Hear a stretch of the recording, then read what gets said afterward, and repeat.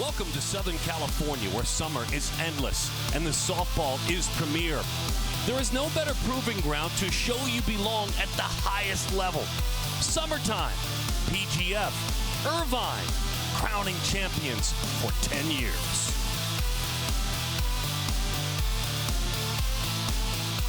And on a gorgeous day in Irvine, California, this is the Premier Girls Fast Pitch 16U Premier National Champion. Out of the Chicagoland area, the Beverly Bandits, and out of New Braunfels, Texas, a very successful program, the Texas Bombers Gold Jones program. Hi there, folks, and welcome back to the ballpark. This is Olympian and All-American Amanda Freed. My name is Darren Sutton. So glad you're with us. And Amanda, first off, I think what's most exciting about this event is how its history is changing now annually. And what I mean by that, this is not a SoCal-dominated event at all anymore. As a matter of fact, we have Texas, we have the Midwest represented in this elite championship game. This is what's really exciting about this No California team, but two teams that have continued to get to this big stage year after year. They've built tremendous programs, championship-type programs with athletes going to a number of different high-profile colleges. It's going to be one of the best games we see this tournament. We saw Bill Conroy just a moment ago. He, of course, the head coach of the Beverly Bandits, 8-1 in this tournament. They came out of the losers bracket. They're always here playing deep at all age levels. You would expect to see at some point in one of the age levels a Beverly Bandits team there and winning. They've done it year in and year out. Under head coach Bill Conroy, he's won a couple of national championships himself as well as the organization. So they're here to try and get another one under their belts. All right, so away we go. We're going to bring you this championship game. We're excited to have you with us. And again, let's play some softball. These athletes all headed to college. At this 16U age group, the commitments have been around for quite some time. It's going to be fun, Amanda. Paige Garrity leads it off. Paige Garrity, Easton Lotus, Anna Holloway, 1, 2, and 3 for the Beverly Bandits. Just outside of Chicago, if you know the lay of the land. Southwest of Chicago, Illinois. But this is a Beverly Bandits program that has touched softball in the Midwest. Players traveling from all over the Midwest, from Wisconsin, from Ohio, coming up from Iowa as well.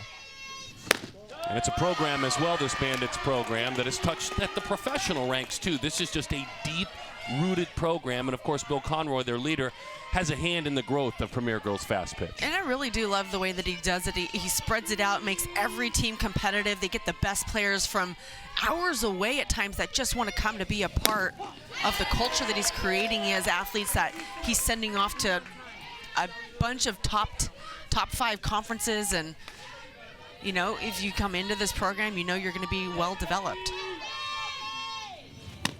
Change up, hits the outside corner. In the circle, this is Sophia Simpson working. Out of Mont Belvieu, Texas, Barbers Hill High School. And Sophia is still choosing her college, but with a changeup like that, they may choose her. What a pitch, what a way to start things. Now gets herself behind 3 balls and then comes back, including 2 back-to-back changeups to finish off Garrity in that at-bat. She says, Sophia does, that's her best pitch. Her changeups are go-to. I love that. She will throw everything else. She's got some good velocity, but it's that changeup. Easton Lotus, slapper, aggressive in that box, dives forward as that one hits the outside corner. 0-1 the count to Easton. She's a Louisville commit. Marist, her high school in Chicago, out of New Lenox, Illinois. Her team played in the state tournament this year, and she was excited about that opportunity, Easton was. Easton, the second baseman for the Bandits. As that one misses just off the plate. You'll notice the unique uniforms, the all-black and the eye-catching uniforms for the team out of New Braunfels, Texas. And it is with a lot of honor to those that have served our country and those that have sacrificed their lives serving our country. That one rolled out of the circle. That's Sophia Simpson makes the play. Allow us to quickly show you behind Holloway who else swings the bat. Panfil, Mimic, and Altabelli, Pagan, and Grimm will introduce you to all of them and where they're headed to play college softball. And then each year, this team out of Texas at events earlier this summer takes time to bring a family out to honor those that are the survivors of those that have lost their lives. So a wonderful memory for young athletes to wear out front on their jerseys as they play, as that one is 0-1 with a strike to Anna Holloway. for TH. You'll see it on their uniforms for the Heroes. Holloway, the shortstop. A Notre Dame commit. Takes just inside, 1-1 the count, at 21 grad. When we talk about all those championships that the Bandits had under Coach Bill Conroy a couple years ago in 2017, Holloway's older sister, Alexis, was in the circle when they won that championship here at PGF. She's at Notre Dame now. So Anna's going to follow in her footsteps. I love that story. We hear more and more of that. Moms that played, older sisters that played. Heck, over the last couple of days, we've talked with dads that have traveled the country playing fast pitch. 1-2, good dive on that pitch on the ground. Firing on across. Aaliyah Ortiz made that one look easy. Well, we're just getting started. This great celebration of softball. 16U National Championship game, Premier Girls Fast Pitch. Moving on to the bottom half of the first inning of the PGF 16U Premier National Championship. The starting lineup for the Texas Bombers out of New Braunfels, Texas. And there's some talented players. Avery Hodge is committed to Oklahoma. Ole Miss for LaRue. They call Ortiz Big Poppy. We'll explain later. A couple of commitments to Texas A&M with Humblink and Kelso down at the bottom of the order. And Reese Scott is headed to Texas Arlington. And in the circle, Reagan Krause. She'll be headed to the University of Illinois. The reason? It's close to home. This is a talented right-handed hurler. Yeah, she's done a tremendous job this tournament. Has not allowed a run yet in bracket play. She's got a really nice drop ball. That's what keeps her in these ball games, but been that go-to for the Bandits all tournament long. Avery Hodge leads it off. This is a 22 grad, so one of the younger players on this team. And yet, prior to the adjustment in the recruiting rules, Oklahoma found her. Oklahoma locked her up on a verbal. So this is a player that can play at a very high level at a very young age. As that curveball sinks away. 2-1 the count on Avery Hodge. Krause, Pontiac Township High School. And she's a 20 grad, so heading into her senior year. That's what's fun too, Amanda, about travel softball and about maybe being pulled away a little bit from the high school game, which is important too, is that you have some athletes playing up, you have some playing right at that age. You may have a 2 or 3 year class difference in which you might not see in high school. This is a great opportunity for a hitter like Hodge, who certainly earned this, to face a much older pitcher. Yeah, absolutely. She's able to get it done, perform, and obviously committed to the University of Oklahoma. They caught the eye of the best coaching staff, arguably, in the country. So doing something right.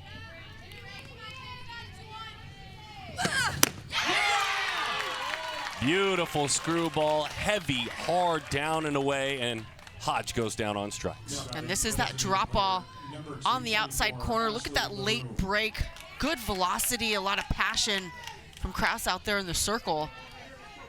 It's really difficult to run through and try and create that angle with the bat when that ball's dropping down in the zone like that. And whenever you're throwing a secondary pitch, to have, as you say, that passion, to hear the grunt as you throw it, that sells it. And that's exactly what happened for strike one to Ashley LaRue. I mean, I think to me as a hitter, when you hear that noise, you watch the pitcher fire towards you at the plate with that strong push-off, you're thinking, I'm getting something firm and straight. Instead, it's that. 1-1 the count. Always the drop, always the changeup.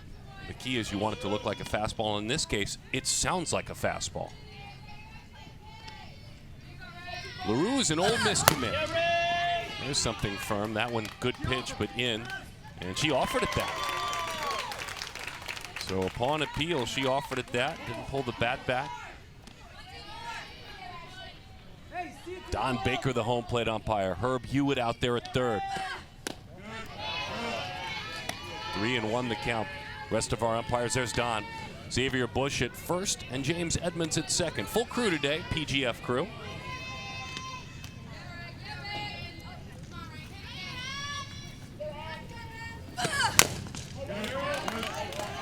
See, Ashley LaRue is way up in front of that batter's box. Even though Reagan Krause has got some really good velocity, she's trying to cut off some of the movement on that drop ball, see if she could catch it early, put it in play solid.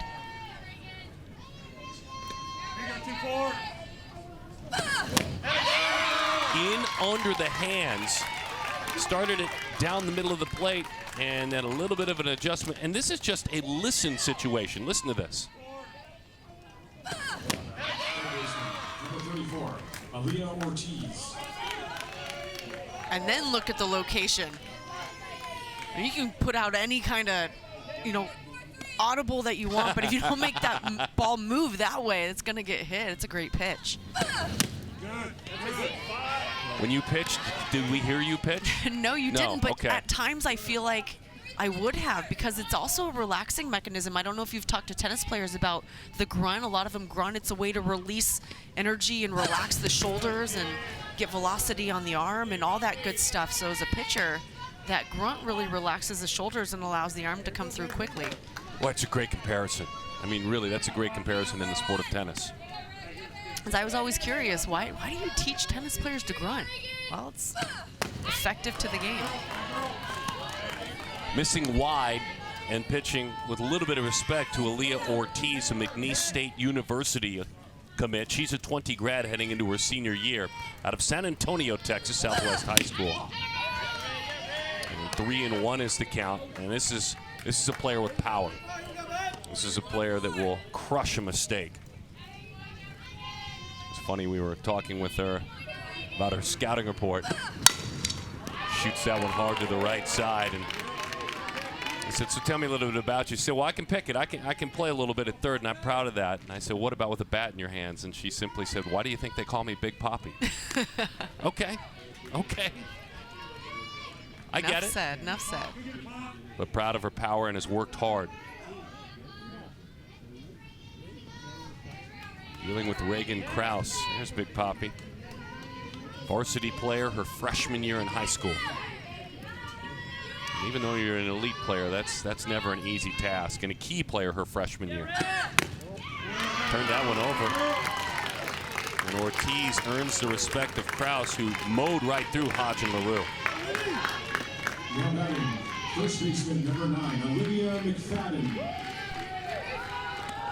A tournament like this is wonderful for an athlete like Olivia McFadden, who is still deciding her destination collegiately. McFadden, number 9 on that jersey. Communicate. See it to the glove. And all the way to the glove. McFadden, the first baseman. State title winner in Katy High School this year out of Katy, Texas.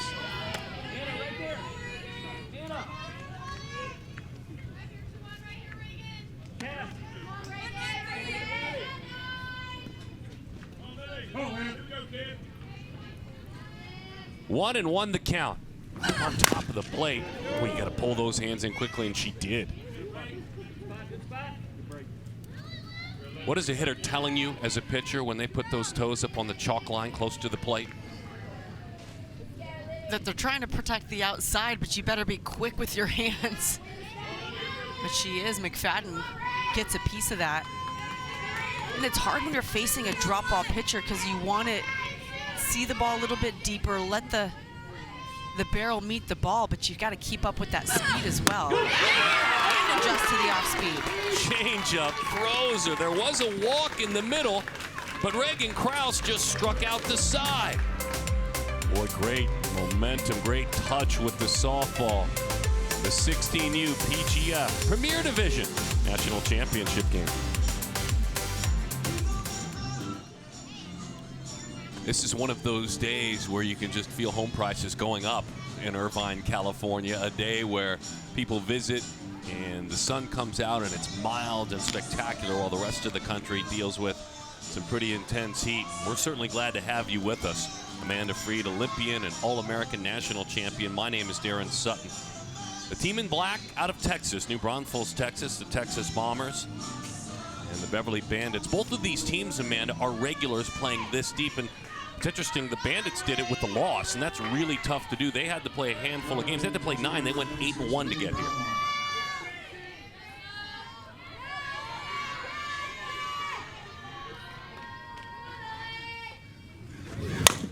First pitch, dealing it. Lily Valamont drives that one to right center field. Marushte is there and makes the play for the out. This tournament is one that you want to do what you can to stay in the winner's bracket. It's easy on the pitcher's arms. Both of these pitchers have been the workhorses for their teams, throwing the majority of the innings. So if you can keep that to a minimum, you're in good shape when it comes championship day. Bandit center fielder Haley Panfill out of Lockport, Illinois. Shoots that one the other way. Dumps it in for a base hit. Contact is rewarded that time, and Panfill continues her strong tournament. Some early swinging, some aggressive swinging. Nice job keeping the head down, seeing it deep and driving it opposite field. Some mature piece of hitting by Panfill.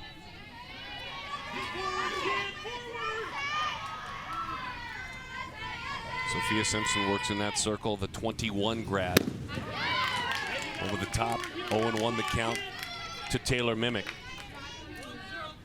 Minnick lives in Bloomington, Indiana, where she attends Edgewood High School and is headed to play in the Southeastern Conference at Tennessee. Always dreamed of it, she said, and Tennessee provided that opportunity. Boy, everything when she's right, and this is talking about Simpson, is knees and below. And it's not a dramatic drop with regard to change in speeds. It's a firm, heavy drop. Absolutely, and it's deceptive, and it's difficult to make contact with. And as long as she keeps mixing in that changeup and complementing with her other pitches, she'll be in good shape. Elevated that time, so it's down, down, and then up. And with effect, obviously, Minnick with contact, but exactly what Simpson wanted her to do. Now batting left fielder, number 11, Taylor Minnick.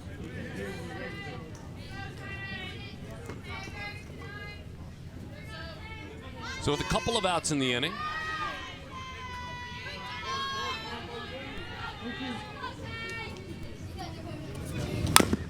little roller to the right side. So I'm guessing with Minnick still at the plate, that had to have been an illegal pitch called. An illegal pitch still in the box, 0-2 the count, and Panfill off the base pads. So it was a leaving early from the base call then. That's exactly right. And that's a tough break because that's a rocket down the line. Minnick races on around, is eyeing third easily. They're going to send her on around toward the plate.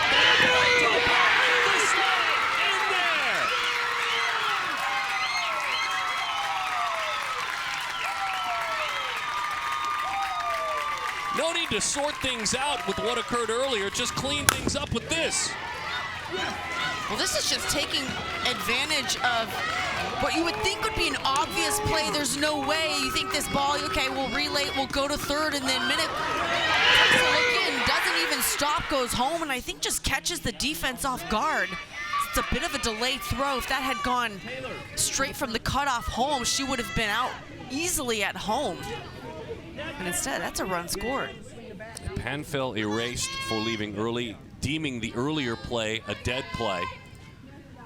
And so Minnick continued her at bat, and with 2 strikes on her, she hits a home run into the corner, a classic old-fashioned inside the park home run. The speed of Taylor Minnick as Gabby Altobelli is released. Taylor heading to the SEC. They're going to love that speed. Bandits lead at 1-0. Well, they always talk about the triple being the most exciting play in baseball. I don't know, maybe the inside the park home run. Because when you have that aggression and the Beverly Bandits push the envelope, that's exactly. And boy, at that point, communication becomes so important for a team like the Bombers. And just making sure, the little things, you hit every cutoff man aggressively. And we watch this again. A bit of a lax throw into the cutoff, thinking that there's no way Minnick's going to go past third base, just safely get it into the infield. Out front of an off-speed pitch, the race to the bag, and the race is won by Gabby Altobelli, who made the final out after that inside the park homer. Tegan Whitley on a ground ball out to the right side, the McNeese State commit. Stays down well, makes that out at first base. Number 2.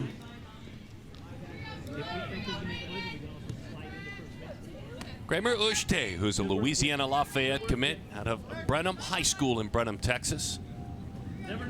Mom is Casey, dad is Rowan.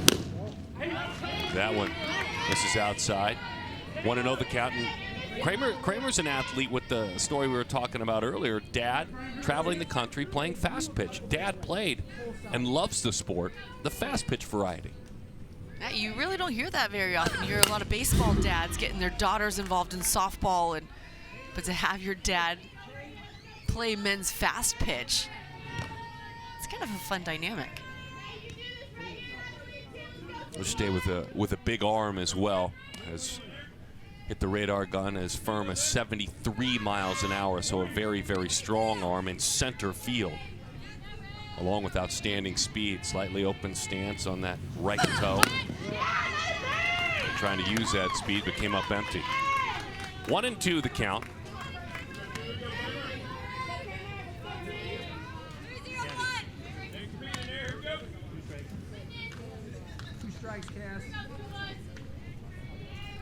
This is a great opportunity for Kraus. As that one sails high, 2-2 the count. We were talking about national events. She said, this is my first one. I mean, I haven't had a chance to play in a national event like this, let alone play on national TV and make it to the end. And she paused and she said, but I was on the state math team 3 years in a row. Hey, that's competitive. You're darn right it is. I wouldn't have made the cut on that team.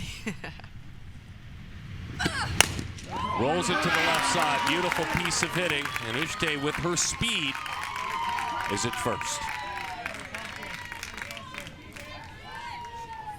And Kraus provides all the power, gets this ball up in the zone, and a nice job Ushte does going opposite field, just trying to make solid contact. Hits the ball on the money. Texas A&M awaits the arrival of Emma Humplick as she gets her chance. She's a 21 grad out of Orangefield, Texas. And on the inside corner, that's strike one. Well, that is such a tough pitch to deal with from Kraus. It has the dip we've talked about, the motion of a screwball. I don't think solid contact and that pitch go hand in hand. So she goes back in there. 1-1 the count on Emma. Hey, see it to the glove! See it to the glove, infield! Just a small check up that bat. And belt tie right down the middle.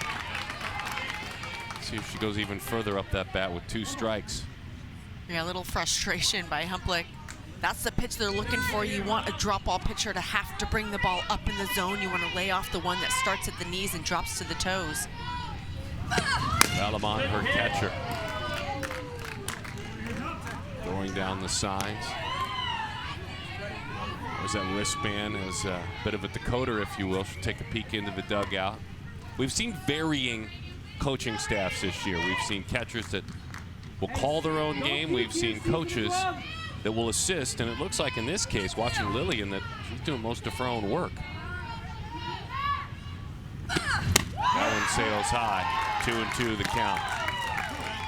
I'll have a quick conversation. If we can hang with her a little bit, let's see if she peeks back in that dugout and how much she does. And when you get close to that college level, maybe it changes, and maybe coaches want to take it back over, but there's pros and cons of having coaches call every pitch and a catcher kind of living it and breathing it out there with the pitcher. Yeah, I agree. I love the pitcher-catcher communication, the dynamic between, and the relationship that they have to develop to be on the same page. And nobody knows what it feels like to throw a pitch like the pitcher does and what they're feeling at that time and what they want to throw.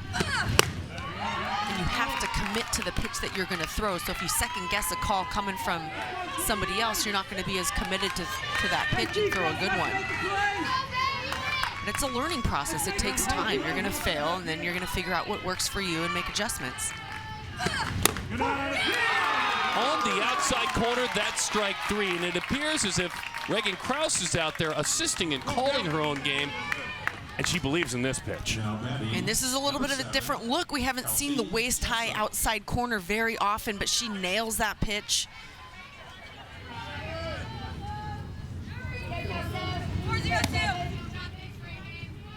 4-0-2. She took a peek down.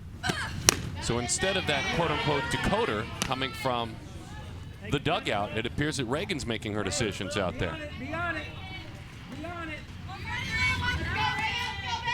Wow, that's great stuff.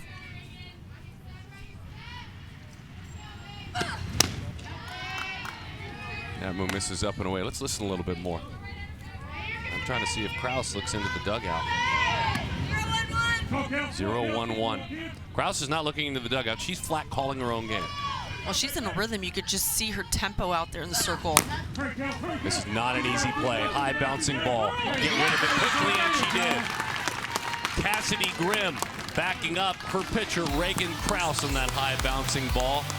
Communication in softball. Ever evolving, isn't it?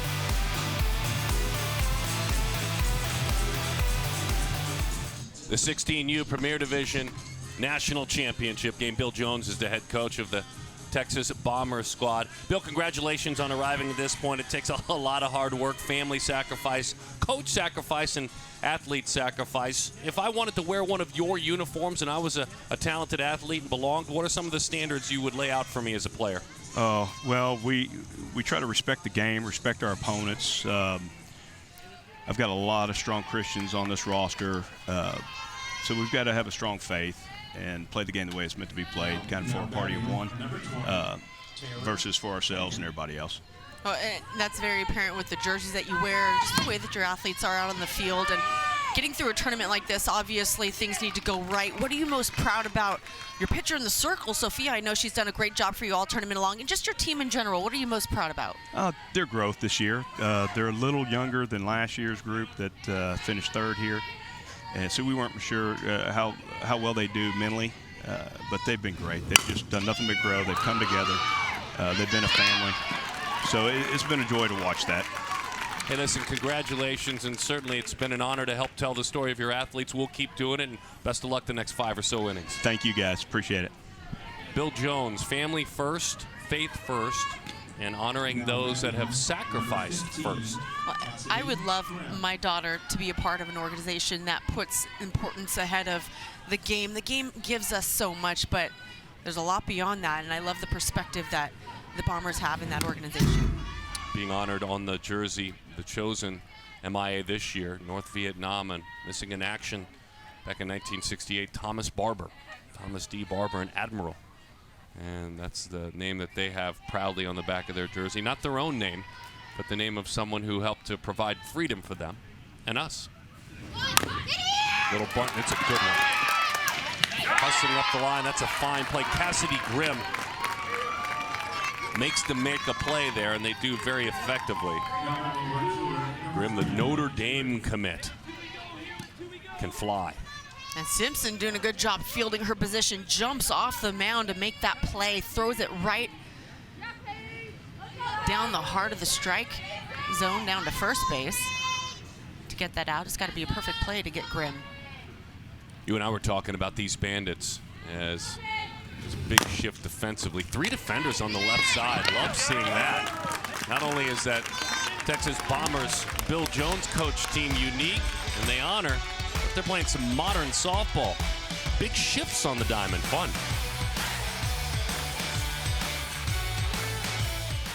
The leader of this Beverly Bandits program at all age groups is Bill Conroy. He's the head coach in this case of the 16U squad. Bill, thanks for spending time with us, and congratulations. There was a time where your team was Lewis and Clark. They were coming from the Midwest and paving a way for everyone else to maybe survive out here. Those times have changed. It's Texas, it's Kansas, it's all over the country. How proud of you of the growth of this event? And you guys kind of led the way from the Midwest for teams outside of California.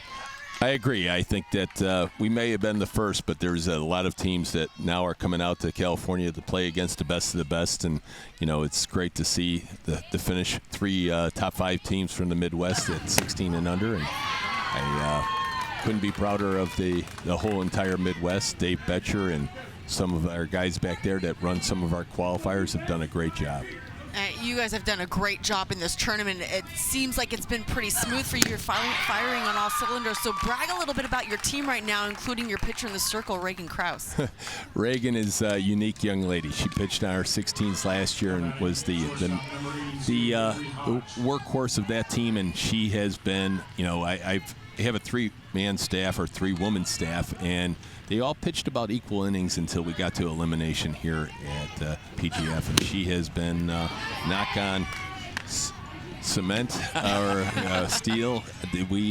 So far she has been she hasn't given up a run, and she has been outstanding, and she's just a great kid, you know, great student, great young lady, and you know, our defense behind her has been, you know, contributed to none of those runs. So, you know, she's a great kid, and our defense, great group of young ladies behind us. A lot of fun to coach. I normally like staying up at the 18s, but this group was special, and I was glad to come down and coach with the group of coaches we have and the group of young ladies we have here. Real quick, Bill, before I let you go, we've stumbled onto something really unique, as that's bounding to the left side and a tough play to make for Holloway over there. We've stumbled onto something very unique in the sense that Reagan Krause owns her game literally, that she literally looks down at her wristband and lets her catcher know what she wants to throw. That's some serious ownership. That's believing in every pitch you throw. Yep, we started that this fall, and honestly just empowering our pitchers to call their game, and it's been very successful.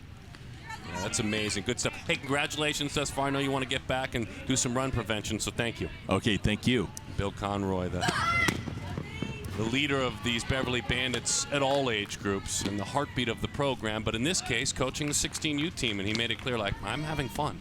I'm having fun with this age group. Ashley LaRue struck out back in the first inning, so they asked that of their pitchers. I'm dying to know your thoughts of that. I love it.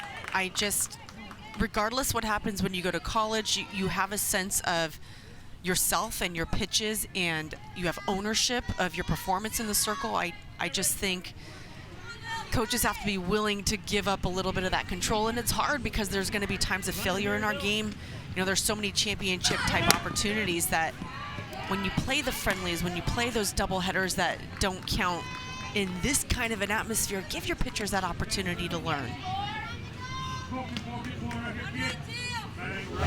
Some tossing going on down there. Annie Drogenmuller is warming. Whether she's warming to be a part of the situation or staying loose, we'll see. It's very good work being done by Krause, but Let's go, Lily. Strike them out, throw them out right here. but Danny at least tossing down there in the pen. Not with a lot of passion, not yet.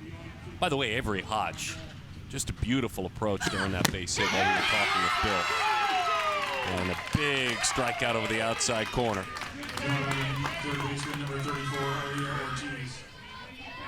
Calling the pitches, dealing the pitches. Amanda. And just look at that drop. We talked about the drop going in, and then that off-speed pitch. She's elevating it when she has to, but it's catching the hitters off guard, and she's really getting a lot of chases with that drop ball. That's 6 strikeouts. And here's Aaliyah Ortiz.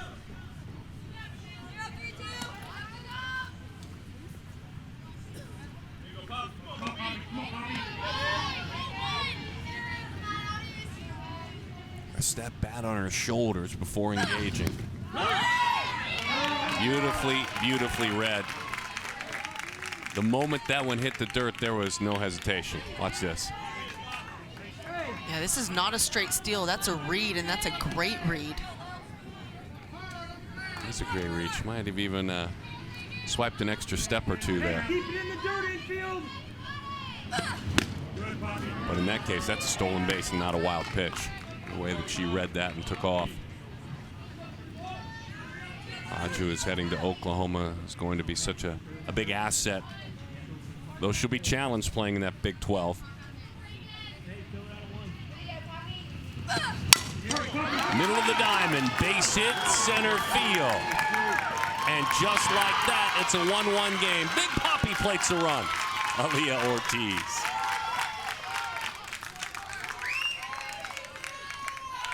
It just makes that stolen base that much more important now for Ortiz, who gets that nice, easy, simple base hit up the middle to score that RBI, putting the Bombers up on the board and tying this ball game.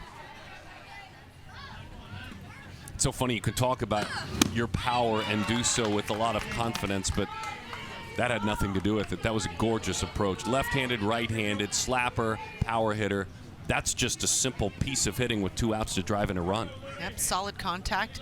Hit it right back where it came from.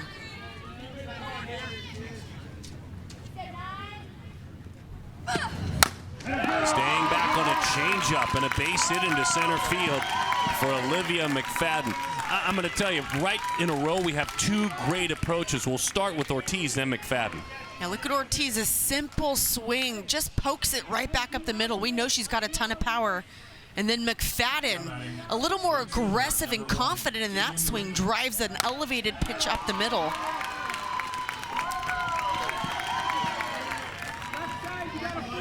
Moments like this, big ones for McFadden as she tries to show out on a state championship team at Katy High School this year. And decides between places like Alabama and LSU, she was sharing with us. Tegan Whitley grounded out. Whitley, a McNeese State University commit. Her sister Tate gets it done for the Ole Miss softball team. That one is outside. She's got a fun family history, does Tegan, and she's writing her own, but her dad, Reed, played football for the Army, and a couple of cousins that are in the NFL. Rolls that one, slow roller, left side. Vacuumed up by Cassidy Grimm, and on across the diamond. A single, a stolen base, and then another key single by Ortiz. We're tied.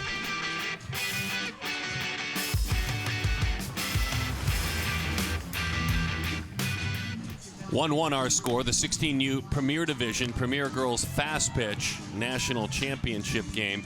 So this we see a lot in the other diamond sport, but we're seeing more and more of it in softball. This is a true shift. In other words, hitting it exactly defensively. You've got to hit it to the right side to beat my defense. Yeah, and your pitcher, you can only do this with a pitcher you know's got good command of her pitches because you're going for a specific spot. The hitter should know, seeing that shift, they're throwing me outside, but the point is you're going to go right into that defense, and here they go again. It's just a decision you make, and you can call it bold if you want, but this is modern sports. This is modern, both diamond sports, as the first one is high and outside to Easton Lotus. If your game is slow and on the ground, and if it's in the air, it's, into left center field, and it's very short, why not set the defense up there? Make a hitter be uncomfortable if they want to earn a base hit. 0-2 the count. Easton Lotus, and you're kidding yourself if you don't think that Lotus doesn't look out there and think, okay, I'm not used to seeing this. What do I do? I think that's a big point in it also, is you get the hitter to want to do things that aren't in their nature, that they haven't practiced. They get out of their comfort zone trying to be a little bit too much, and they actually try to swing to your defense instead of just being who they are in the box, and that's to your huge advantage if you're on defense as well. And on the other hand, if you're Lotus, you see it once, kind of take it in and realize I can't dramatically change. I'm not going to drive a ball over the boards. That's not who I am. But with these tight dimensions, beautiful slap.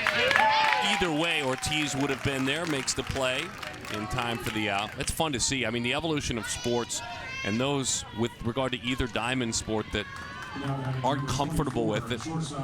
Every defense in football is not exactly the same. Every defense in basketball is not exactly the same. And now this sport has caught up. Still, some people don't like it. I love it. I love it. That one skips to the backstop to Anna Holloway, who grounded out.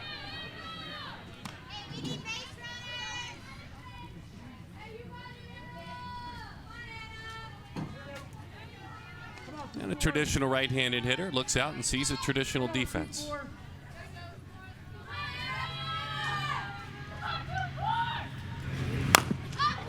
Elevated fly ball, center field, well struck toward the wall. Nearly out of here. High off that wall, a double. No defense stopping that one. Holloway with the 2-bagger, the Notre Dame commit in scoring position. Great contact here. This pitch is up in the zone, a little too much over the heart of the plate, and Holloway takes advantage of it. Listen to the crack of the bat. Outfielders playing middle depth. Nothing you could do about the ball off the wall, but a nice relay in. Holloway with a stand-up double. Lauren Swanson will run for her out there. Holloway takes a trip back to the dugout. Swanson number 1 in that jersey. Good speed out there. And Lily Valamont now with her chance. Lillian out of Trenton, Michigan. Cabrini High School. She is headed to Northwestern, which means she's also a great student as well.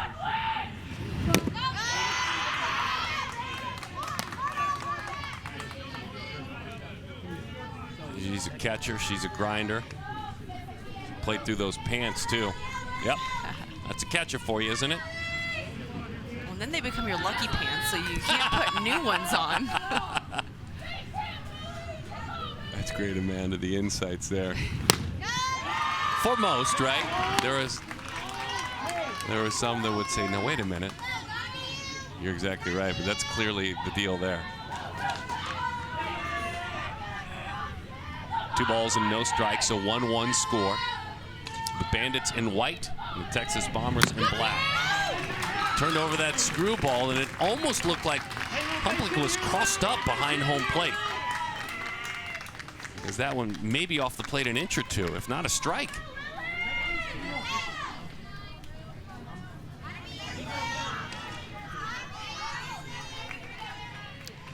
Yeah, it's hard to tell what the miscommunication could have been, or if the movement on the pitch was just awkward for Humblick, but if that was caught correctly, that looked like it could have been called a strike. Lily on 3-0 awaits.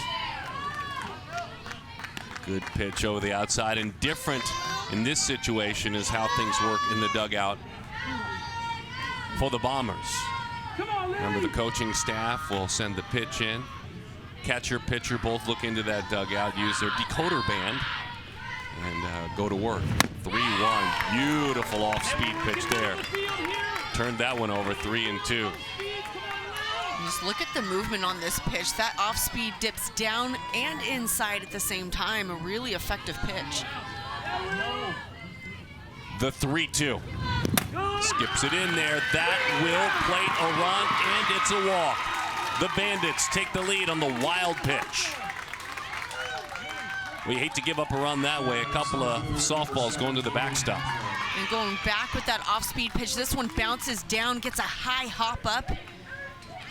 That allows that run to score. You know, obviously, when you got your backstop behind the plate, you want everything kept down in front. When you throw that off speed, when you throw a drop ball, your catcher knows to keep it in front of her as much as possible. And this is difficult. It's a little bit short. But look at the position of the glove. Instead of smothering that ball with a full count runner on third base, Humblick goes for the pick. It makes it a little more difficult.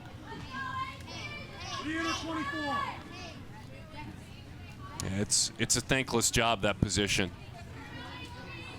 You know, everything you do for that person in the circle, obviously, and they have to have confidence if they need to work a pitch down low and even make a mistake down low to believe in you. It's, again, catching, it's thankless. We all know that. Agreed. And when you fire one 3 feet short of the plate, it's going to be a tough stop. But I see what you're saying. That glove thrown down in the opposite way maybe gives her a better chance. Beautiful throw, not in time. Tag was a little bit high. It was more about the helmet when it went in. So Valamont took a chance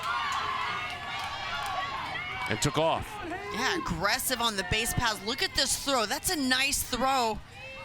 And you're right, it's just the tag a little bit high. The body was low on the slide, which was the difference between out and safe. A running catcher swiping that bag on 1-0. That one is high and away. But grabs the strike zone. 1-1 the count. She's going to tear those lucky pants even more running around the bases like that.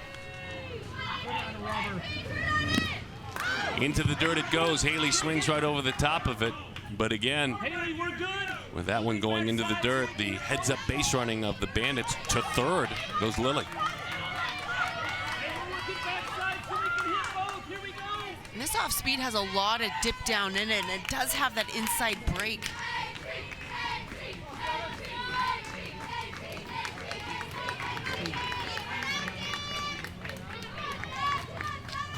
The 1-2.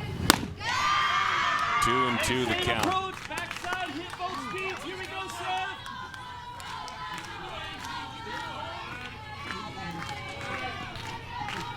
I love athletes at this age and this sport. The neon green. You couldn't call it eye black because it's eye green, but that's what makes this sport so much fun.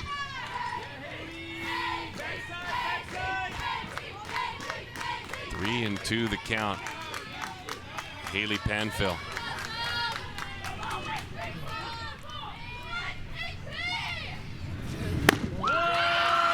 Earns that one. And that's a solid take. That pitch had to look very, very good. It's all about base runners, on base percentage. And look at that, all the way around to second.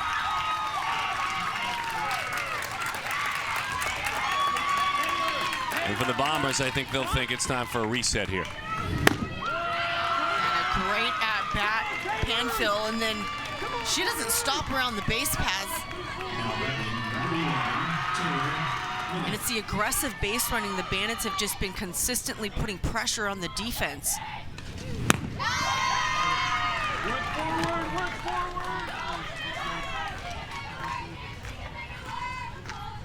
Work forward. Trying to put their foot on the gas right now. That's exactly what's going on. Simpson a little bit frustrated, and Beverly Bandits trying to take advantage. With one out now, this is everything. If she can gain the confidence and get back into the dugout, then all that Beverly has taken, she'll grab right back. Minnick with the chance, though, to do some serious damage. A little bit of push onto the ropes for Simpson. 1-1 the count, 2-1 the score. The Beverly Bandits on top. Bandits have allowed, as that one misses outside, held there for a long time by Humplick. The Bandits have allowed just 2 runs once they got into the bracket play in this event, going 6-0. Bill Conroy's team had an earlier loss out here, but not once into bracket play to the Batbuster Stiff team. Safety squeeze there. Going to drop that one down. And those 2 runs as part of an 11-2 win over the SoCal A's. Come on, Taylor. Tay, nobody. Yeah, this is a team that likes to score runs. Frozer right down the middle, strike 3. That is a huge pitch. Simpson needed this pitch to build a little confidence in this inning. Goes with that off-speed pitch. She puts this one right down the heart of the plate for a call strike 3. It may not be her dream location, but I think the change in velocity was the key. That was a belt-high changeup. Gabby Altabelli to the left side. Long throw. It skips away. And both runs will score. Altabelli with a head-first slide into second. The Bandits at a pair.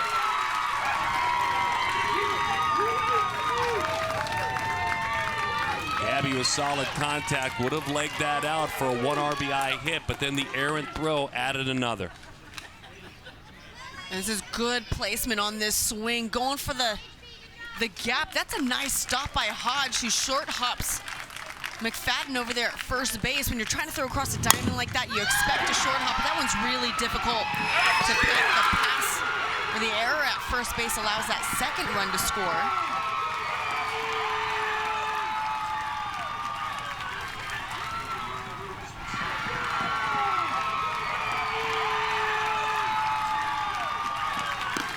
Just for the sake of peeking at it, because it was a great effort by Avery Hodge. Curious if that throw might have gotten her. Obviously it died. That's difficult dig for McFadden, to be clear. But just for the sake of discussion, this tells you how great this play was for Hodge. Let's see how close this could have been.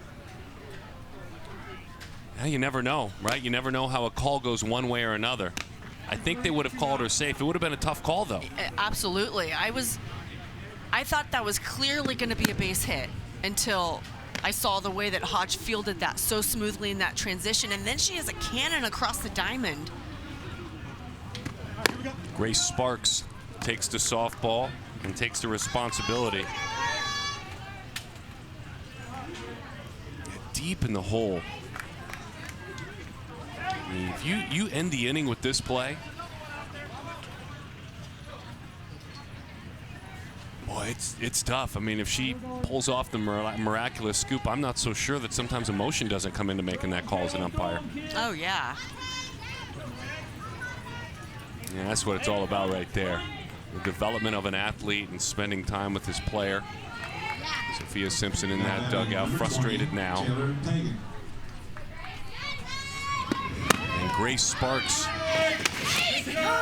deals with the aggressive base running of the Bandits right away, and there's a quick out.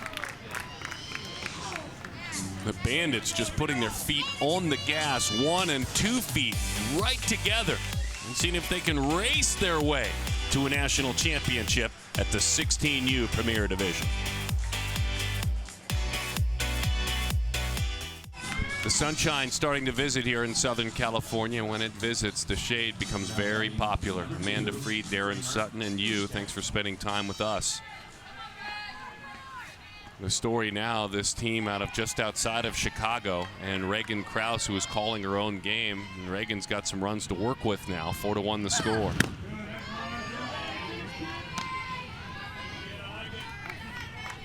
But that doesn't mean this Texas Bombers team can't go to work right away. 6-0 in this tournament. They've got 29 wins this summer.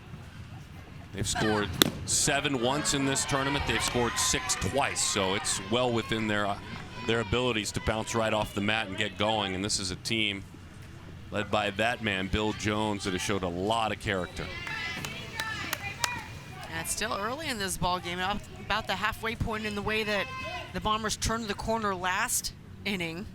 Getting that run across the plate kind of broke the ice. Generated a little action offensively, and it's a good time now to keep that going. Krause doing some excavation work out there, getting that circle just right.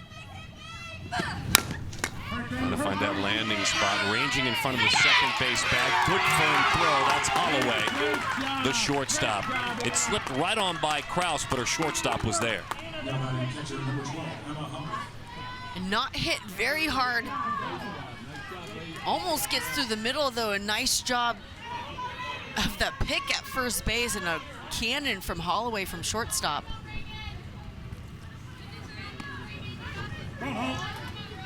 Emma Humpling, who struck out back in the second inning. Sees that one skip to the backstop right by Lily Valamont. Texas A&M commit, where she hopes to study veterinary medicine.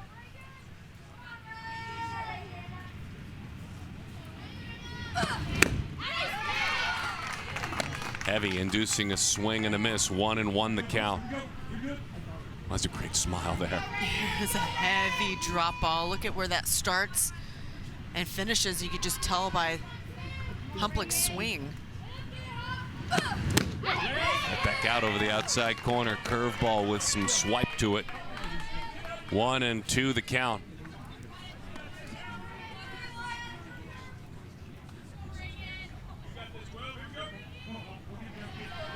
Don Baker doing a nice job behind home plate, dealing with pitchers with a lot of movement and a lot of change of pace.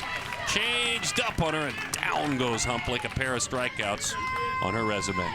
A great sequence of pitches, hard down, and then looks like the drop ball, but it's an off speed right at the knees for the strikeout. A chance to get things started for future lawyer Kelsey Kelso, 2022 grad. And again, trying to stay back. That would be a good law firm. Kelsey Kelso.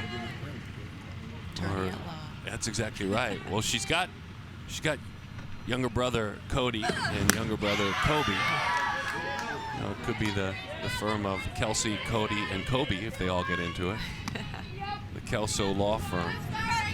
But yeah, she's gonna study that and move her way to law school, she hopes, at Texas A&M, where she's going to play. Verbally committed there at 13 years old. A little ugly hop for only a moment, but Easton Lotus turns it right into an out. How about that 1-2-3 inning after your team gets you 3 runs? That's how you do it.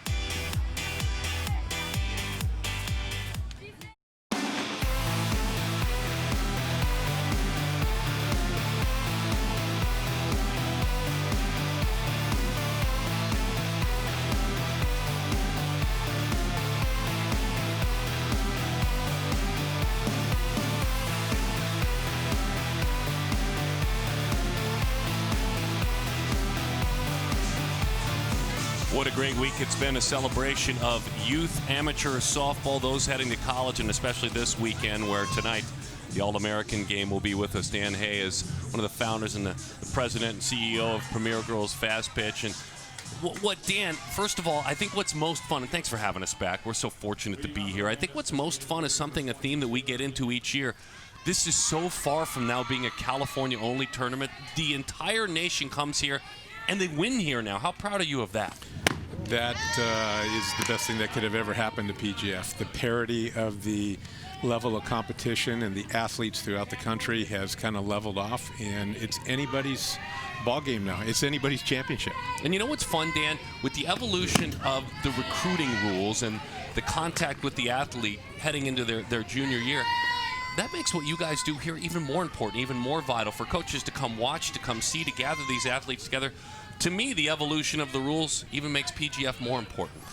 I agree with that, but more for us ex-coaches and people that have been in the game a long time, it has completely taken the pressure off of the parents and the athletes of, thinking they needed to have a scholarship by the time they were 12 years old.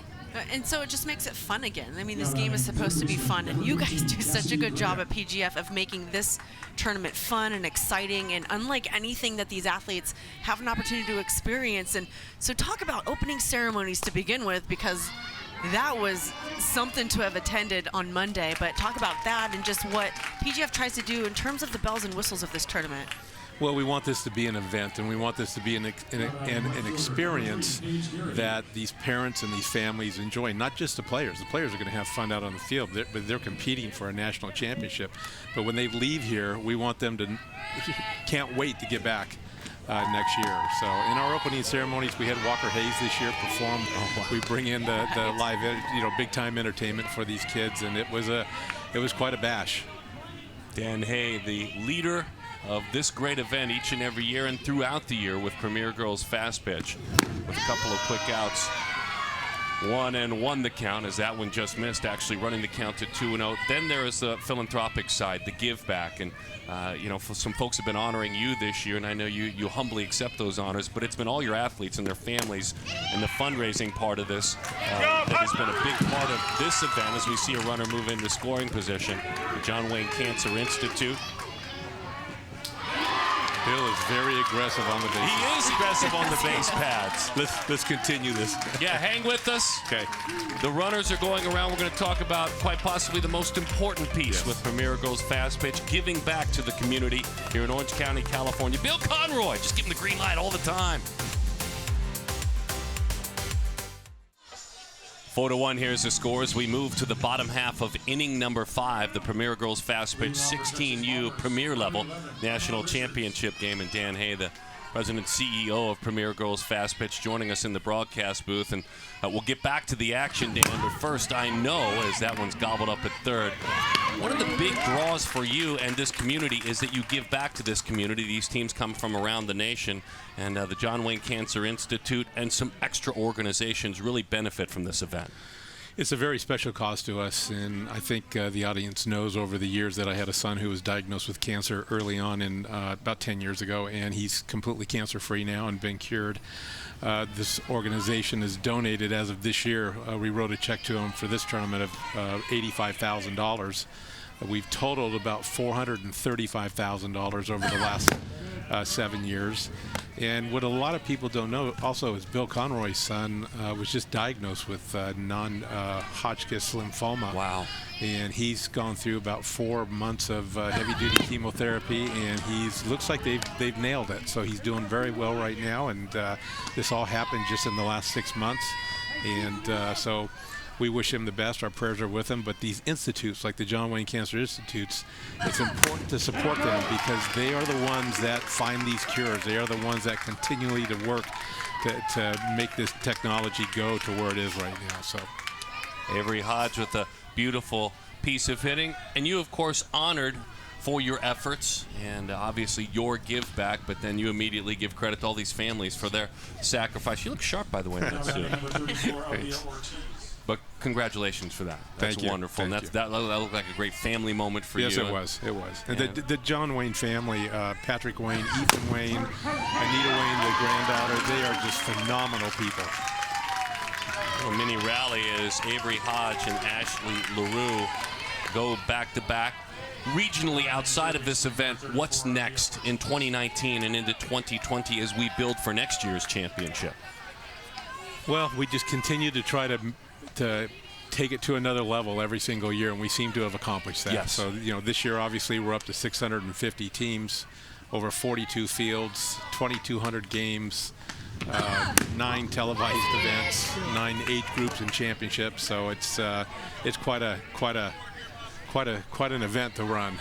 Well, and you must hear all the time from elite clubs to those that are just starting, how do I find my way to this national tournament? And if I'm, let's say, starting a new club in South Dakota somewhere and I have some talented athletes, what do you or your staff tell them to find a regional event and earn your way here? To be honest with you, Darren, we don't tell them much any longer because our name is so recognizable now. Yeah. So all of the regions and the communities throughout the country, if you're in that top 25 to 40% of the talent pool, they know what team to find to make sure they're playing PGF. A huge strikeout of Aaliyah Ortiz. You're right, reputation precedes you. This was a change of pace, Amanda, more than anything. Yeah, and she's been doing this all game long, complimenting that drop ball, which has been dropping off the table, but then that changeup throwing everybody off. 2 outs and an opportunity now for Olivia McFadden. This sport lost a very good friend, tragically losing a good friend, a big part of the Bat Busters family, great high school coach, and served this community as a law enforcement officer. And Mark Campbell, I know everyone brokenhearted and certainly will always miss this man. Yeah, absolutely. It brings up emotions with me also. He was obviously one of my best friends in softball, and we miss him tremendously. And he's still a big part of our Southern California softball and the national side of the softball things. And it's still very raw. It's only been 5 or 6 months, and it was very unexpected. He had cancer issues too that he didn't know, and it took him very, very quickly. And there was a man that was in very, very good shape, and it was his time. So, thank you, Dan. We appreciate that. We appreciate you honoring your friend and all the lives that he touched. We honor Coach Campbell, Mark Campbell, what he meant to his athletes, to the community that he kept safe, and all of these athletes playing certainly for men like that, for women like that who have gone before and loved the sport. A lot of history, especially over the last 9 years with Premier Girls fast pitch, from teams like the SoCal A's to the Bat Busters to the Firecrackers to the Beverly Bandits, teams out of Tampa, Florida, and out of South Dakota as well. We've seen so many magical moments. The Anna Manning Stadium, Bill Barber Park in Irvine. And we're going to see one, not quite sure, not ready to predict anything at this point, because there was a little bit of bounce back in that last half inning by the Texas Bombers. Didn't mean to, but she did. Oh, they said she didn't go around there. Boy, that looked like if she hits that one, that might have been a double in the gap. Let's see. Yeah, the entire body went around. The barrel stayed back, but I'm not sure. Yeah. Tearing those pants even more. A little bouncing ball. Easy chance. And the play made that time.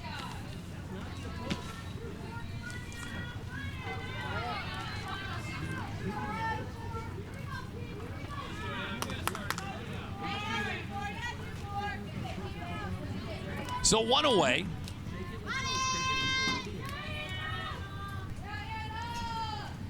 There's a couple of players that have ripped through those pants. There's Easton Lotus. And then there's Lily Valamont, the lucky pants. Why worry about him? Why patch him? We're winning.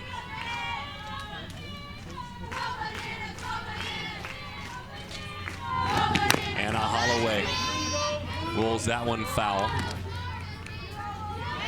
Presley Galende is warming in the pen for just a moment out there, seeing her start to toss.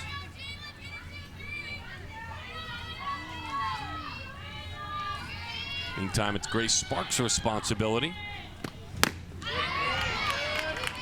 Takes advantage of it. 1 and 2 the count. Sparks, a 22 grad out of Crosby High School in Texas. She's a non-commit at this point, but as a 22 grad, she's not far away from hearing from some folks next year, next fall. But she's eyeing some big schools, has some big dreams, and love that. Gobbled up Ortiz, shoots it on across the diamond. Now batting catcher number 26, Lily Valamont. Yeah, Sparks has really come in and kind of calmed the waters, letting her defense work, throwing strikes.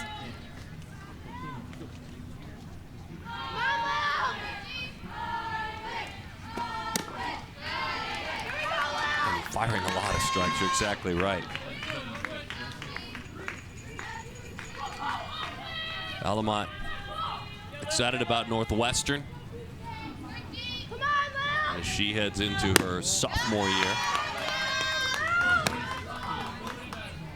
Leanne is her mom, her dad is Damien, and there are 3 other Valamont girls, so 4 sisters in that home. Goes up the ladder, high bouncing ball. Going to climb the ladder is Ortiz. Valamont on for the second time. And with 2 outs, look out. Katie barred the door with aggressive base running now. Pounds it into the ground, gets a high enough hop to get over Ortiz, and then Hodge in the hole again. That cannon of a throw across the diamond makes this play closer than it would have been.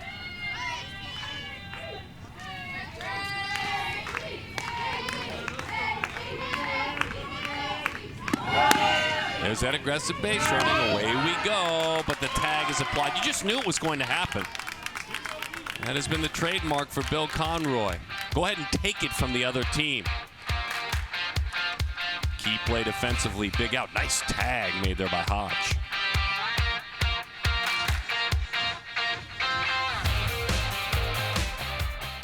Six outs to play with, and the Texas Bombers ready to go to work. The 16U Premier Girls Fast Pitch Premier Division National Championship game. Amanda Freed, my name is Darren Sutton. Glad you're spending time with us, wherever you may be.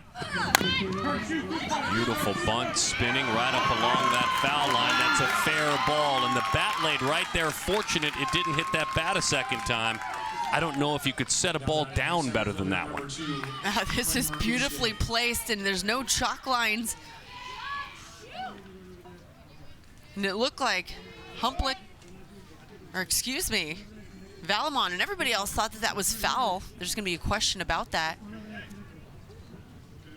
Yeah, it settled. It looked like shy of that actual foul line, but out front of home plate. Let's see where it sits here. It's like it's clearly at least in front of the plate. I mean, it's out there forward of home plate. This would be a good angle. And you could see home plate umpire Don Baker. He is on it. He's staring at it. He's looking down the line, looking at the alignment. He calls it fair. Line drive, base hit, cut off in the outfield, but looking to head to third. Aggressive base running, safe at third, right behind, following the play. And a great decision by Ushte. Kramer Ushte going the other way. Wow. A little bunt and then a beautiful single here. This is a nice piece of hitting. Jumps on it early, drives the ball opposite field, and some aggressive base running by the Bombers. Whitley slides in safely.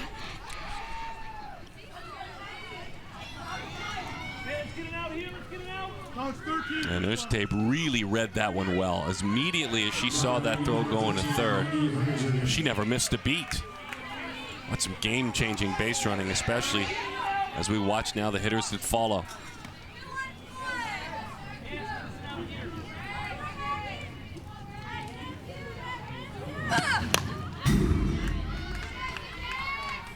Maggie Herdejurgen gets the opportunity to swing the bat as a pinch hitter here.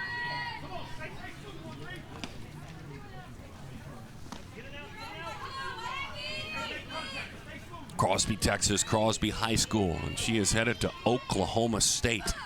Verbal commit. She's a 21 grad. Well, how about this spot? How about getting this call?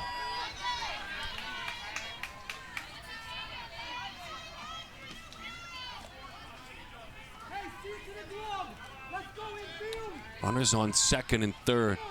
A bunt and a pretty swing the other way. To the right side, base hit right field. One run is in, another come on down. Wow, the call to the bench is answered, and Maggie gets it done. Oh, baby. Timely hitting there. And a quick conversation with her. Let's see if she's all right at first. That knee, that ankle tweaked. But you hate to see that. This first is beautiful. Well, some clutch hitting, drives it opposite field, and you can see she's uncomfortable out of the box, running down the first baseline.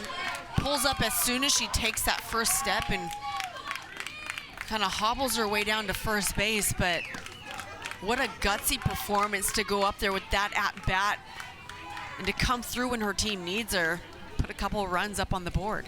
Well, my guess is here that she already came in working through an injury and gave it one shot. You know, she had her one shot. My goodness, what a wonderful chance to come through like that. The daughter of Rhea and Josh, a moment they will never forget. Yeah, Ray, ready. She's a key catcher for this team. A key catcher for this team. Looked like hobbled. I know there was some celebrating going on in a lot of these wins over the last few days, and she had an unfortunate tweaking when everyone was celebrating. She's got a runner out there now. Kelso takes inside. Hey, Cass and Lily. Well, that changed everything. Just one swing, but it's the bunt. It's the beautiful approach. It's the aggressive base running. Vushte doesn't trail and find her way to second. She doesn't score on that one. It's just an old-fashioned pretty rally. Yeah, this is what softball all about when you talk station to station hitting, doing the little things. That's what it is. Get on base, use the short game, come through with some key RBIs, and slowly chip away at that lead. Emma Humplink, by the way, is back in and running for her fellow catcher and teammate, Maddie Herdejurgen, who came up with that hit. She represents the tying run. In. That screwball, effective, really good two-strike pitch, but the count 2-2. Nobody out. Go defense. Rolled out to third. They didn't get anyone. The throw dying, kind of turning Grimm, firing it over to Lotus, who couldn't hold on to it, and everybody's safe. Still nobody out for the Texas Bombers. Looks like it's going to be a routine force out, at least at second base. The throw just a little off the mark.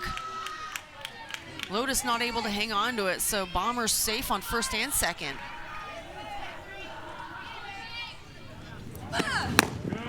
Outside. 1-0 the count to Reese Scott. Here we go, defense. Reese headed to the University of Texas at Arlington as she works her way into her senior year, a young senior. Takes outside. 2 balls and no strikes to count. Runners on first and second. 2-0 the count.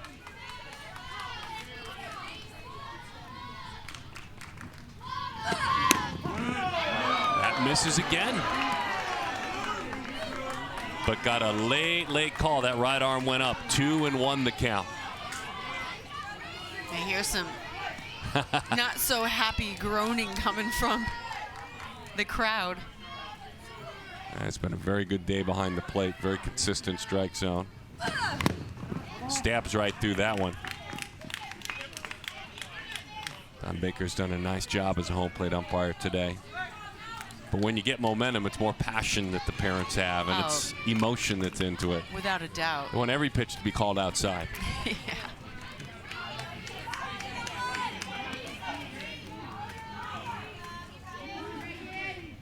Scott's sister Sydney plays softball at Southwestern University, 21 years old.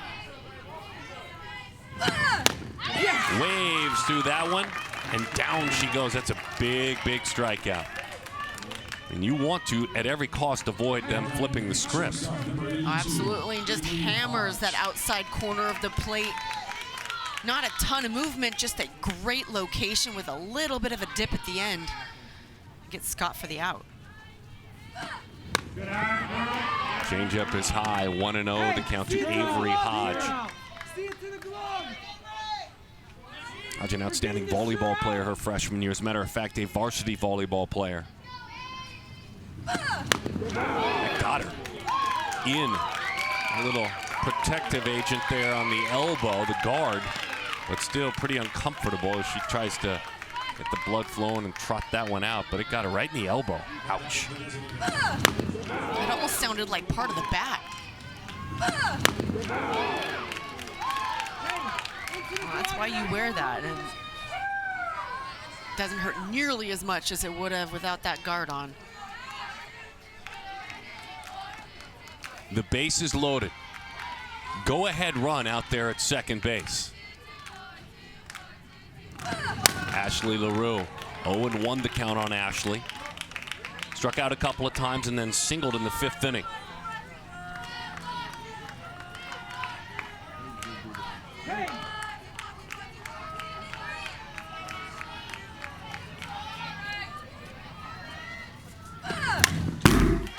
No balls and 2 strikes to count. The Bombers are up there really taking some hacks at some early pitches. And it seems as though Krause has been elevating a little more than she had been at the beginning of the game. Got to start attacking that knee-high strike again. Change up and a good take. 1-2 the count. In LaRue, who's an Ole Miss commit, we're looking at a great all-around athlete. Defensive Player of the Year as a basketball player, an all-district performer on the hardwood for volleyball, and an MVP 2 times on the diamond. Another change-up. Didn't have the touch on that one either. 2-2 the count.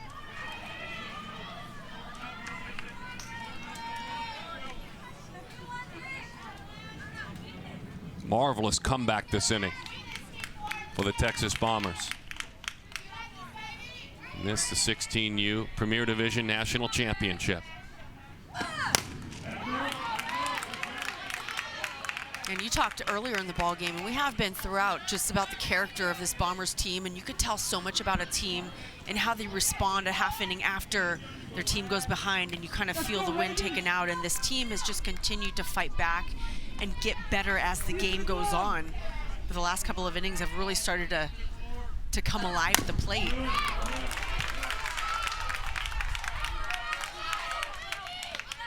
Foul ball here, foul ball there, spoiling a pitch to stay alive. This is a fun battle with everything on the line. And we have loved watching Krause, who calls her own game, the way she is working her way through this. But the 25th pitch this inning is outside into the dirt. Runners are aggressive now, and the only one that wasn't is at third out. And Emma Humplink nearly ran her off the base paths. Kelsey Kelso right behind her, nearly ran right up on her. Valmont kept it in front well enough. And when you're in a situation like this, you want to run yourself into outs. You want to be aggressive, but it's a good decision to be a little more cautious at third. Infield in another step or two. 2-2 the count. A little roller, foul, spoils another one.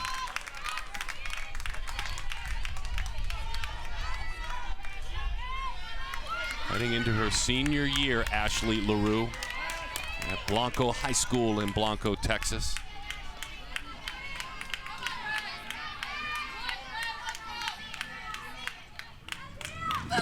The 3-2.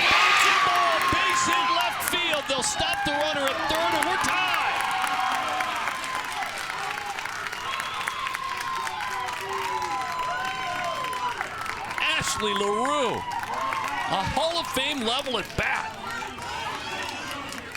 That was so nice. This is textbook, staying alive, hitting, find a gap, do whatever it takes to put the ball in play, to make something happen. A great job and a nice pitch down in the zone, and she hammers it left field. That one hit hard, foul right away. Aaliyah Ortiz has walked. She singled in a run in the third inning with a really pretty approach and then struck out in the fifth. 4-4 is our score. Let's go here, defense. Let's go, One run. defense. See it to the glove.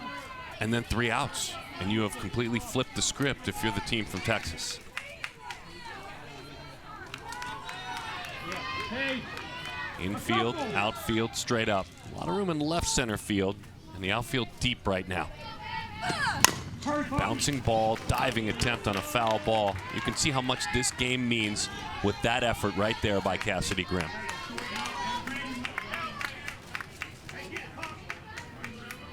I mean, a couple of, maybe a bat length foul, but just in case, she's going to make sure. I mean, this is a, look at this effort. Yeah, if you can get it, go for it.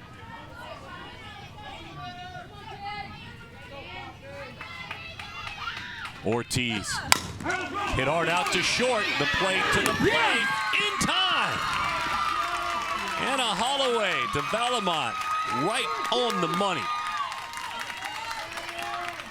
Ortiz hit it hard, but right at her. Yeah, this is a great play. Look at Holloway up. She smothers that, makes sure she stays down on it, and then throws an absolute BB for the force out at home. That is not an easy play. That was a great jump by Kelso at third base, making that play close. Hey, see it to the glove. With that open stance, here's Olivia McFadden. McFadden bouncing ball right on top of the bag for Grimm. Defense is there for her team. Working behind Reagan Krause, who has grinded all afternoon long. We have got a classic going on. 4-4 the score, but that's all with that play.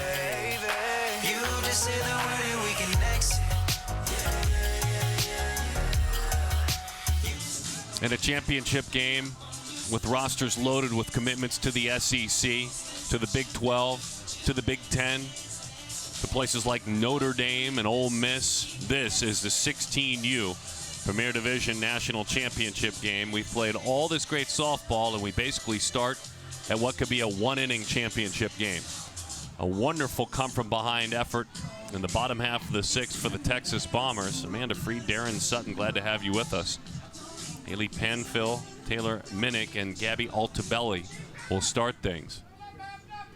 And we can't really overlook at this point how important the work coming out of the pen has been for Grace Sparks, who, as you said, restored order, put some zeros up there, and the efforts of Sparks now have allowed her team to battle back and tie this game up. Yeah, I think that was really the turning point, as you had a feeling that the Bandits were really taking advantage of a couple of missed pitches, miscommunications, a little frustration. Yep. And then you make that change and order is restored. And since then, the offense has been able to come alive and been given a little bit more time to get back into this ball game. And here we are, tied up into the 7th inning. Haley Panfill's had a good day. She has singled, she has walked, and she has scored a run. And Haley takes high and inside, 1-0 the count. The Charleston Southern University commit, who is wrapping up her final summer as a high schooler, going into her senior year at Lockport Township High School.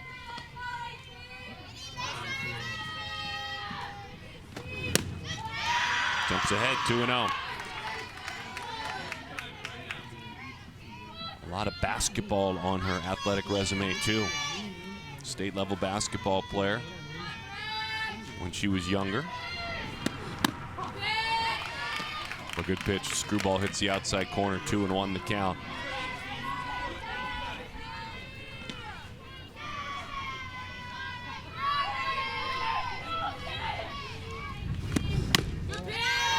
Three and one.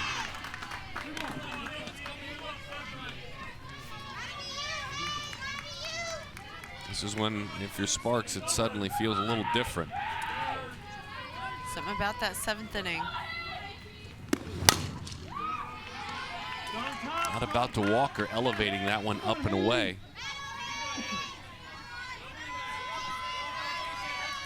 Really one of those hitters with very good speed, but doesn't look at a big shift defensively because she does have that speed, but more of a classic approach. Should protect with 2 strikes now. And she does. Rolled out to third, trying to recover. Get it across the diamond from her knees. Ortiz did get it done. She made the play, then you wondered if she'd pull it all together, but she did. Yeah, makes the stop and was a little bit slow in getting the ball out, but then that throw across the diamond. Nice job of recovering and getting the job done. That knockdown blow was knocking the ball down, and you could tell instead of trying to stand up, I'm just going to throw from the knees. I have to get rid of this. Yeah, it was smart. You stand up, that's not an out. Taylor Minnick's chance now, the Tennessee commit. Taylor drives it left field, well struck. Over the head of Reese Scott. Here goes Taylor into second. With the double as she represents the go-ahead run. She had that unique and fun inside the park homer back in the second inning. She's just been having a day. A little power on this one. It looked like Scott almost ran this down, overruns it just a little bit. But gets it in nicely, not before Minnick stands up on 2.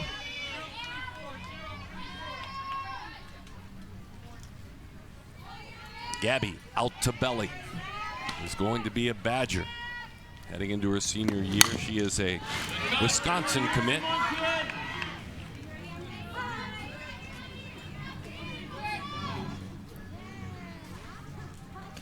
Come on, kid. Gap to gap, gap to gap. And Gabby singled in a run back in the 4th inning. She's 1 for 2.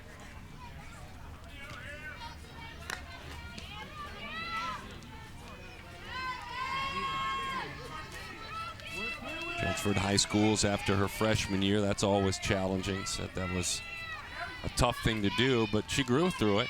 She's at Marist High School, native of Tinley Park, Illinois. Drops down a bunt and does so foul.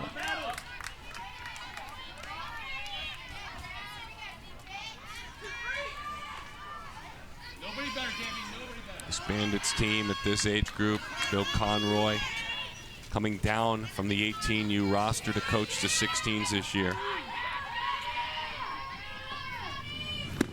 That one sails high. And we've seen this Beverly Bandits team on these final days for years. The 17 and 18U team that won it all, and 16 and 17, the 16U team winning this event. Hot shot, base hit, right field. Come on down, Minnick to the plate. In there, standing up. The Bandits take the lead right back.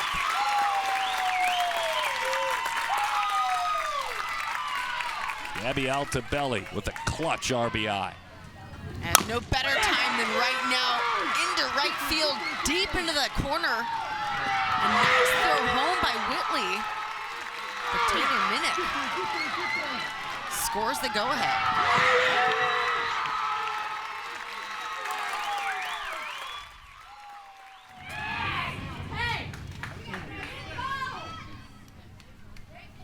Boy, some great emotion, great shots. Team out of Texas, team out of Illinois, and that team out of Illinois is a Midwest draw team. Looks like Presley Galinde will go to work in the circle now, as Grace Sparks gives way.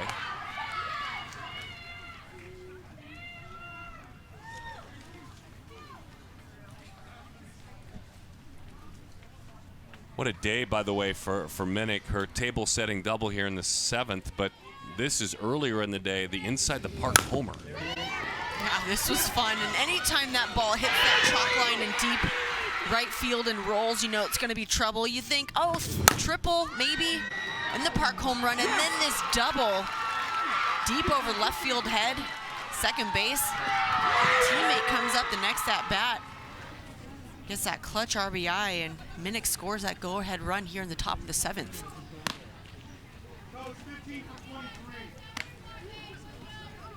The Texas Bombers with Presley Glenday out of Una, Texas, Una High School. Still deciding where she wants to play in college, Presley, but interested in places like Texas State, North Texas, Kansas, Louisiana Tech, and Arkansas. The only child in the family with mom Nikki and dad Robert.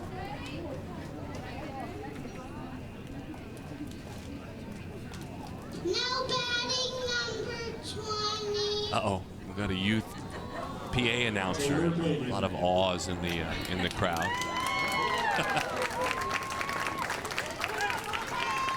Announcing Taylor Pagan.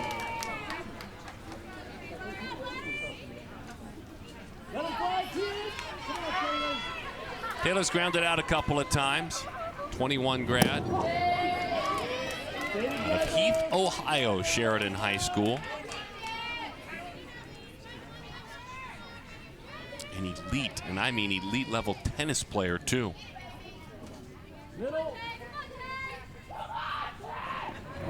One skips away, and you absolutely know that the Bandits will take advantage every time.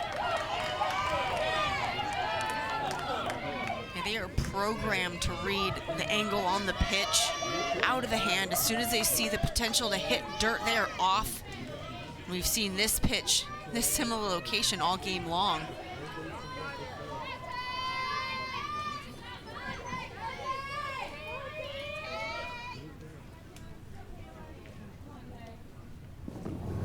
One-one, backhanded play at first, quick step to the bag, nice play by Olivia McFadden. Taylor Pagan hit it hard, but right to the right side.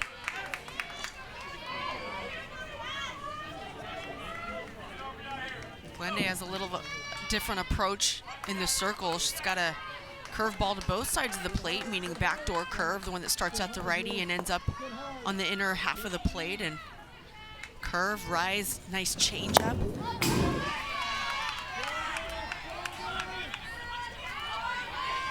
That's the rise ball there, induces a foul ball. Cassidy Grimm is 0 for 2.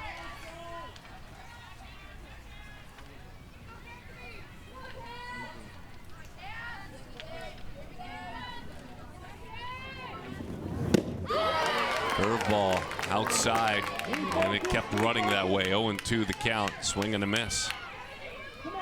Glenday, newcomer of the year on the basketball court, all-district player this past year, softball MVP of her district as well this past season. Was right back out there with the curveball, 1-2.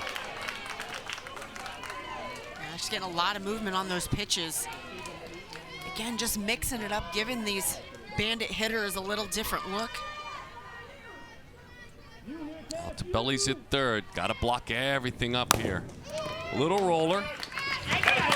And with one run, there is so much hope now for these Bandits. They want to do it in regulation, put it away. The emotion, the passion that you'd see in the big city of Chicago, Illinois. The Beverly Bandits lead at 5-4.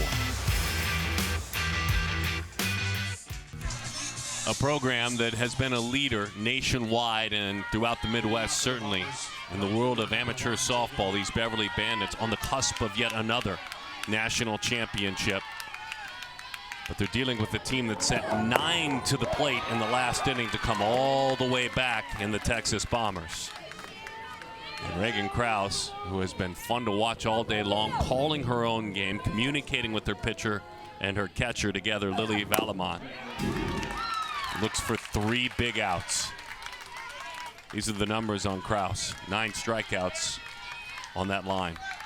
She's just done a great job. She didn't allow a run coming into today's game and has given up 4. To the Bombers' credit, they started to figure out a few things offensively and get aggressive, but she went around on the off-speed pitch, couldn't hold up. And Tegan Whitley, who started things last inning with a beautiful bunt, comes up empty. So much emotion in this pitch. Look at the location. She hammers that shin-high pitch. The barrel goes through the zone for the strikeout, and the entire infield, including Krause, is pumping their fists and getting excited that they're 2 outs away. And they got that one right. That's a good call.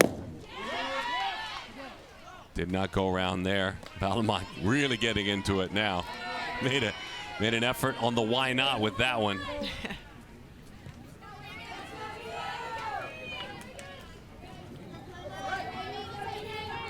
Kramer Ushte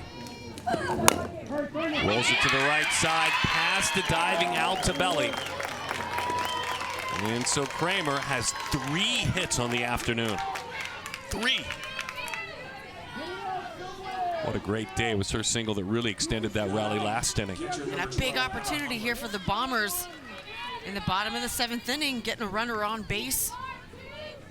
Have some fun, Ray. Keep that elbow in. See to the glove. Kraus is calling out pitches again here in the bottom of the 7th. You can just tell the pace of her rhythm out there in the circle. She is passionate, she's excited, she feels it.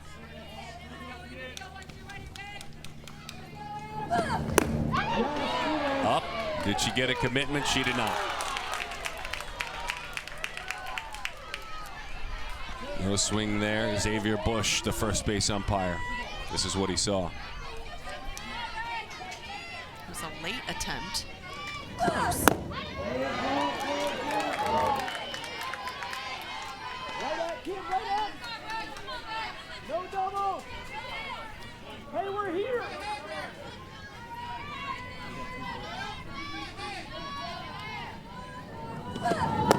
Ball 4. Winning run is on. You got to tie it first, but with a walk, you put 2 runners on and provide an opportunity now for Kelsey Kelso, the Texas A&M commit. Young athlete who is heading into her sophomore year in high school.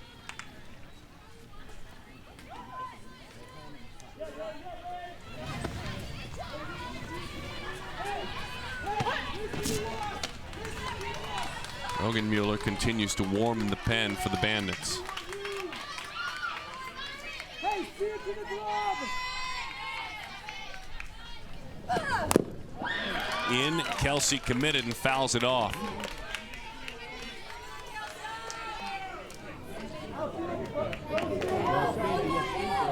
And I've just enjoyed watching both of these teams all game long answer back each half inning.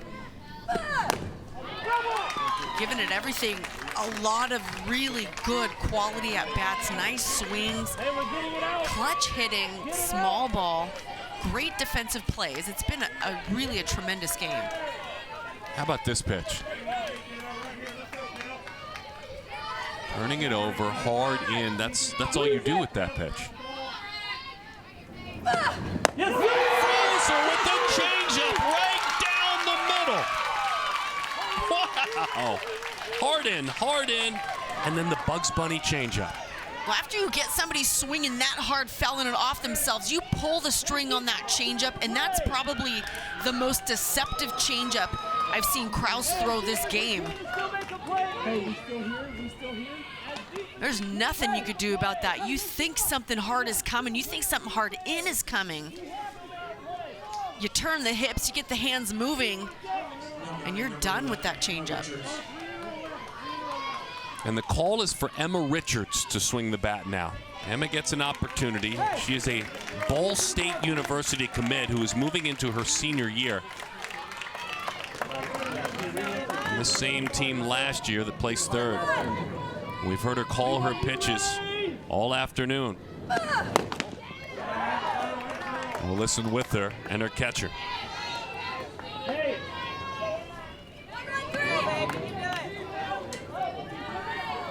Yeah, Ray, we want you, kid. Rolls that one, hugging the line, foul ball. Grimm over at 3rd, giving it as much time as possible. Looked like it was almost going to bend back in fair territory. Hey, we're diving for anything.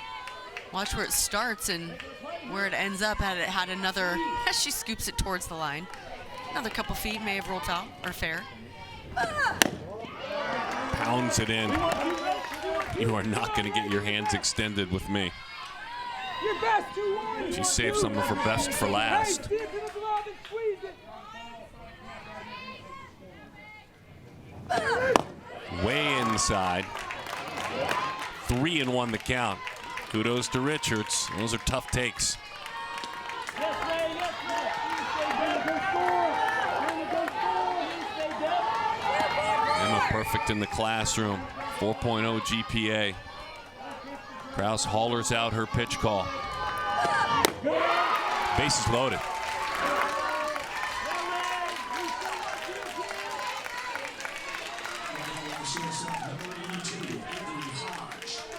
Uste, Humpling, and Emma Richards. And you could just feel the pressure of this situation. And Kraus, I think in this half inning, feels like she's throwing a couple of miles an hour harder than she has been all game. You kind of feel the end of the game near. You want to hammer, especially the bottom part of that lineup. Might be overthrowing just a little bit. You can see those pitches elevating. She's been keeping the ball down really well. Then when you have that pinch hitter come up, that's when you're really trying to go down the heart of the plate, and that's where you would think a little bit of overthrowing is come into play, because this is the hitter you don't want to face with the bases loaded. Avery Hodge been doing such a nice job today. Boy, what a great game this has been. The 16U National Championship here, Premier Girls Fast Pitch, the Premier Division. Best players in the country. And they're playing hockey. 0-1 the count. This is Avery Hodge. She's been on 3 times, a couple of singles. She's been hit by a pitch as well. Scored a run back in the 3rd inning. Hodge with a chance to be a hero. And a comfortable take there. On balance, watching that one dive below the strike zone.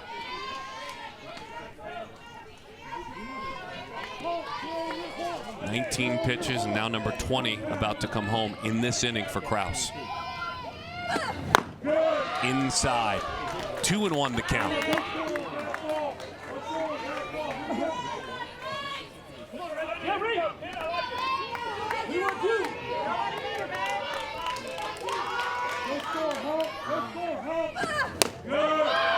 High. 3-1 the count.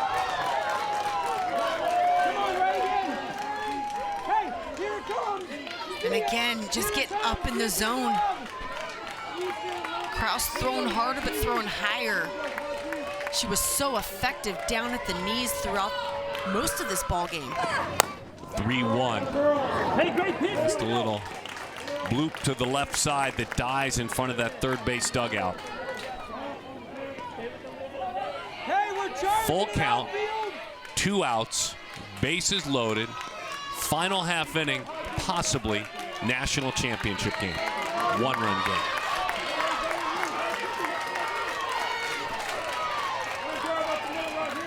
The 3-2. Hit hard, but foul. That would have won it. And you knew coming into this game, looking at these two teams who were going to be facing off, that it was going to be a good one. And there are times in the game where you thought, oh, it might be more lopsided than we anticipated, but pitchers have settled in. Bombers pitching by committee. Kraus getting it done 1 through 7 in the circle. 3-2. Line on a hop.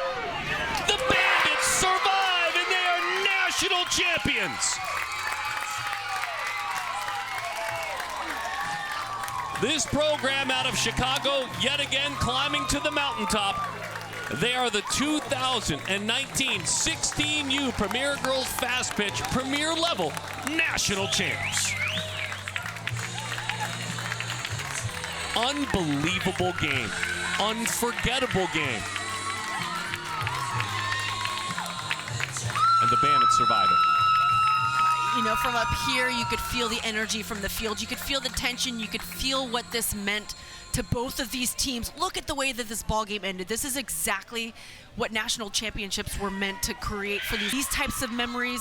For the Bombers, what a tournament, what a showing in this championship game, what a desire now to get back to work. You gotta love that. And then the Bandits, I mean, who doesn't love coming together, bringing it all together when it counts and getting it done on the field? And what a great effort by Reagan Kraus in the circle. It got a little hot there near the end, but she pulled it together. The defense worked well behind her. They come away with the national championship. Led by Reagan Kraus and her guts and her own pitch calling and her leadership.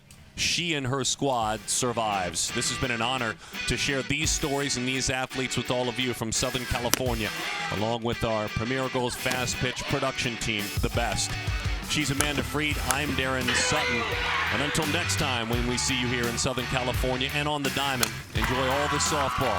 Premier Girls Fast Pitch, the national champs at the 16U Premier level, the Beverly Bandits in 2019.